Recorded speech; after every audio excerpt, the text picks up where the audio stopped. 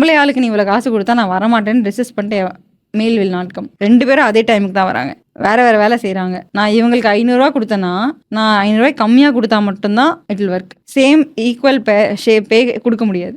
ஜாப்ஸும் பார்த்தீங்கன்னா அக்ரிகல்ச்சரில் எப்படி காலகாலமாக இருக்குன்னா பெண்டிங் ஜாப்ஸ் எல்லாம் பொண்ணுங்க லேடிஸ் பண்ணுற மாதிரியும் லிஃப்டிங் ஜாப்ஸ் எல்லாம் மேல் பண்ணுற மாதிரி இருக்கும். இந்த களை எடுக்கிறது, கொத்துறது, இந்த வெயிட்டு தூக்குறதுலாம் இவங்கன்ற மாதிரி. ஸோ பெண்கள் அப்படின்னாலே அங்கே வந்து ஒரு இம்பார்ட்டன்ட் ரிசோர்ஸாகவே பார்க்கல. ஆனால் உணவு, நம்ம பேசுகிற விஷயங்கள் எல்லாத்துலேயுமே உணர்வுபூர்வமாக இருக்கிறது வந்து இவங்க தான். ஸோ எனக்கு வந்து இந்த பர்ஸ்பெக்டிவ்ஸ்லாம் புரிய ஆரம்பிச்சிச்சு. இதுக்கு முன்னாடி நான் பார்த்துருவேன். இதுக்கு முன்னாடி எத்தனை தடவை ஊருக்கெல்லாம் போயிருக்கோம், எல்லாரையும் பார்த்துருக்கோம். அப்போல்லாம் பாரு இவங்கெல்லாம் குனிஞ்ச வேலை பார்க்குறாங்க, இவங்கெல்லாம் சம்பளம் கம்மியாக வாங்குறாங்க, இவங்கெல்லாம் ஏமாத்துறாங்க, அப்பெல்லாம் எதுவுமே தோணுது கிடையாது. பெரிய இது எப்போ மேட்டர் ஆச்சுன்னா, இந்த மேலுக்கு நீங்கள் கொடுக்குறீங்களா 500 அந்த 500 மொத்தமாக வீட்டுக்கு போகாது. அது எங்கே போகுதுன்னு உங்களுக்கே தெரியும். எல்லாருமே அம்மா கடைக்கு போயிட்டு போவான்னு டாஸ்மாக் போகாம போச்சுன்னா அது ஆச்சரியம் கிராமங்கள்லாம். ஆனா இவங்களுக்கு நீங்க கொடுக்குற இந்த லேடிஸ்க்கு கொடுக்கறது பெரும்பான்மையான வீட்டில் அவங்க தான் ஃபேமிலி ரன் பண்ணிட்டு இருப்பாங்க.